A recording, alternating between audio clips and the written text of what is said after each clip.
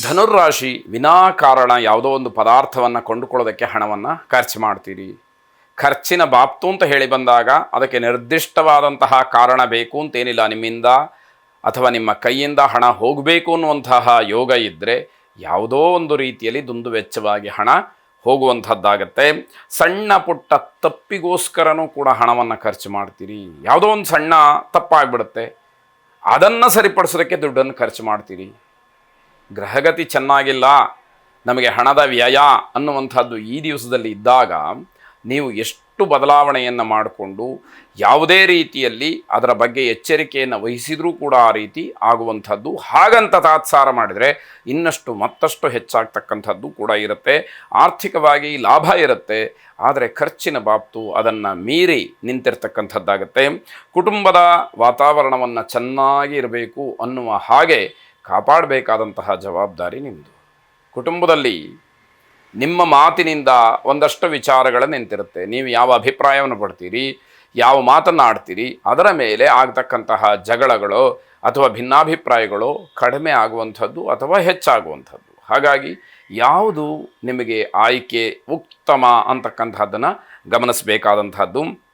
ದೂರದ ಪ್ರಯಾಣವನ್ನು ಮಾಡ್ತಕ್ಕಂತಹ ಸಾಧ್ಯತೆಗಳು ಕೂಡ ಕಾಣುವಂಥದ್ದಿದೆ.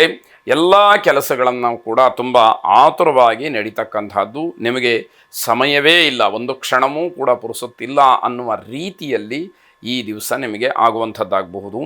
ಸಂಪತ್ತ ಲಕ್ಷ್ಮಿಯನ್ನು ಪ್ರಾರ್ಥನೆ ಮಾಡಿ ಶುಭವಾಗಿ. ಮಕರ ರಾಶಿ, ಯಾವುದೇ ಹೊಸ ಕೆಲಸಗಳನ್ನು ಆರಂಭ ಮಾಡಬೇಡಿ. ವಾರದೋಷ ಒಂದು ಕಡೆ ಆದರೆ ನಿಮ್ಮ ಗ್ರಹಗತಿಯ ದೃಷ್ಟಿಯಿಂದ ವಿಶೇಷವಾಗಿ ಗಮನಿಸಬೇಕಾದಂತಹ ಅಂಶವಾಗಿರುತ್ತೆ. ಹಣ ಹೂಡಿಕೆಗೆ ಮಾತ್ರ ಬಹಳ ಒಳ್ಳೆಯದಾದಂತಹ ದಿವಸ. ಇದೇನು ಪ್ರಚೋದನೆ ಅಲ್ಲ, ನಿಮಗೆ ಆ ಅಭಿಪ್ರಾಯ ಇದ್ದರೆ, ಆ ಚಿಂತನೆಗಳು, ಆ ಸಂಕಲ್ಪ ಮನಸ್ಸಿನಲ್ಲಿದ್ದರೆ ಇವತ್ತು ಅದಕ್ಕೆ ಅವಕಾಶಗಳಾಗತ್ತೆ. ಆರೋಗ್ಯದ ವಿಚಾರಕ್ಕೆ ಒಂದು ಸಾರಿ ಸರಿಯಾಗಿ ಸ್ಪಷ್ಟವಾಗಿ ಜಾತಕವನ್ನು ತಿಳಿದವರ ಹತ್ರ ಪರಿಶೀಲನೆ ಮಾಡಿಸ್ಕೊಳ್ತಕ್ಕಂಥದ್ದು ಬಹಳ ಮುಖ್ಯವಾಗಿರುತ್ತೆ. ವ್ಯಾವಹಾರಿಕವಾಗಿ ಸ್ವಲ್ಪ ದುರ್ಬಲರಾಗಿರ್ತೀರಿ. ಮಕ್ಕಳಿಂದ ಚಿಂತೆ, ಹಣದ ಖರ್ಚು ನಿಮ್ಮ ಮುಂದೆ ಸವಾಲಾಗಿ ಬಂದು ನಿಲ್ಲುವಂಥದ್ದಾಗತ್ತೆ. ಎಷ್ಟು ವ್ಯವಸ್ಥೆ ಮಾಡಿದರೂ ಕೂಡ ಸಾಕಾಗ್ತಾ ಇಲ್ಲ ಅನ್ನುವಷ್ಟರ ಮಟ್ಟಿಗೆ ನಿಮ್ಮ ಅನುಭವ ಆಗಿರುವಂಥದ್ದು. ಬೇರೆಯವರು ಯಾವುದೇ ಕಾರಣಕ್ಕೂ ಯಾವ ವಿಚಾರದಲ್ಲೂ ಕೂಡ ನಿಮಗೆ ತಿಳುವಳಿಕೆಯನ್ನು ಹೇಳೋ ಹಾಗೆ ಮಾಡಿಕೊಳ್ಬೇಡಿ. ಅಂದರೆ ಇದರ ಅರ್ಥ ನೀವೇನೋ ತಪ್ಪನ್ನು ಮಾಡ್ತೀರಿ, ಆ ತಪ್ಪನ್ನು ಬೇರೆಯವರು ಬಂದು ತಿದ್ತಾರೆ, ಸರಿಪಡಿಸ್ಕೋ ಅಂತ ಹೇಳ್ತಾರೆ ಅನ್ನುವಂಥದ್ದು. ಅದಕ್ಕೆ ಅವಕಾಶಗಳು ಬೇಡ ಅಂತ ಅರ್ಥ. ಹಳೆಯ ರೋಗ ಮತ್ತೆ ಕಾಡಬಹುದು. ಹಿಂದೆ ಯಾವತ್ತೋ ಏನೋ ಕಷ್ಟವನ್ನು ಶಾರೀರಿಕವಾಗಿ ಅನುಭವಿಸಿದರೆ ಅದೇ ರೋಗ ನಿಮಗೆ ಪುನರಾವರ್ತನೆ ಆಗ್ತಕ್ಕಂತಹ ಸೂಚನೆ ಹೆಚ್ಚಾಗಿ ಕಾಣ್ತಾ ಇದೆ. ಎಚ್ಚರಿಕೆ, ವೈದ್ಯರ ಸಲಹೆಯನ್ನು ಪಡ್ಕೊಳ್ಳಿ. ಸರಿಯಾದಂತಹ ರೀತಿಯಲ್ಲಿ ಔಷಧೋಪಚಾರವನ್ನು ಮಾಡಿ, ಧನ್ವಂತರಿ ಮಹಾವಿಷ್ಣುವನ್ನು ಪ್ರಾರ್ಥನೆ ಮಾಡಿ, ಆರೋಗ್ಯಕ್ಕಾಗಿ ವಿಶೇಷವಾಗಿ ಆ ದೇವರನ್ನು ಸ್ಮರಣೆ ಮಾಡಿ ಶುಭವಾಗಿ. ಕುಂಭರಾಶಿ, ಮಾತೆಯರಿಗೆ ರಕ್ತದೊತ್ತಡ ಹೆಚ್ಚಾಗಿ ಆರೋಗ್ಯದಲ್ಲಿ ವ್ಯತ್ಯಾಸವಾಗ್ತಕ್ಕಂತಹ ಸಾಧ್ಯತೆಗಳಿದೆ. ಕೆಲಸದಲ್ಲಿ ಆಸಕ್ತಿ ಕಡಿಮೆ ಆಗುತ್ತೆ. ಶಾರೀರಿಕವಾಗಿ ಸಮಾಧಾನ ಇಲ್ಲ, ಶರೀರದಲ್ಲಿ ಏನೋ ಒಂದು ರೀತಿಯ ಉತ್ಸಾಹ ಇಲ್ಲ, ಶರೀರ ಸ್ವಾಸ್ಥ್ಯದಲ್ಲಿಲ್ಲ. ಹಾಗಾಗಿ ಬೇರೆ ಯಾವ ಕೆಲಸಗಳನ್ನು ಮಾಡೋದಕ್ಕೆ ನಿಮಗೆ ಶರೀರ ಅವಕಾಶವನ್ನು ಮಾಡಿಕೊಡ್ತಾ ಇಲ್ಲ ಅಂತ ಅರ್ಥ. ಆತ್ಮಸಾಕ್ಷಿಗೆ ಸರಿ ಅಂತ ಹೇಳಿ ಅನಿಸಿದ ಕೆಲಸವನ್ನು ಮಾಡಿ, ಅದು ಸಮಾಜಕ್ಕೆ ಮಾದರಿಯಾಗಿರಬೇಕು. ನೀವು ಅದನ್ನು ಸರಿ ಅಂತ ಹೇಳಿ ಒಪ್ಪಿಕೊಂಡು ಮುಂದುವರಿತಕ್ಕಂಥದ್ದು ಅನ್ನುವಂತಹ ಅರ್ಥ ಬೇಡ.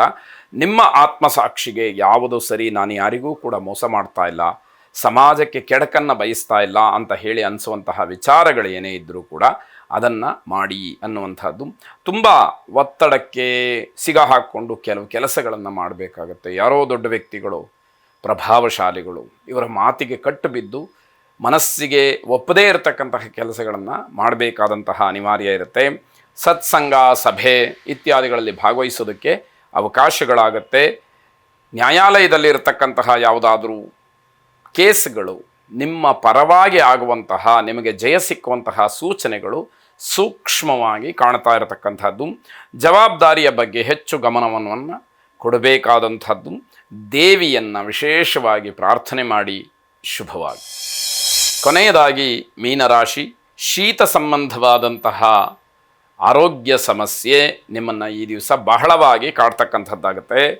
ಸಹೋದರ ವರ್ಗದಲ್ಲಿ ಯಾವುದೋ ಮಾತಿನಿಂದ ಜಗಳಕ್ಕೆ ಅವಕಾಶವಾಗತ್ತೆ. ಯಾವುದೇ ಕಾರಣಕ್ಕೂ ಕೂಡ ಜಗಳ ಬೇಡ.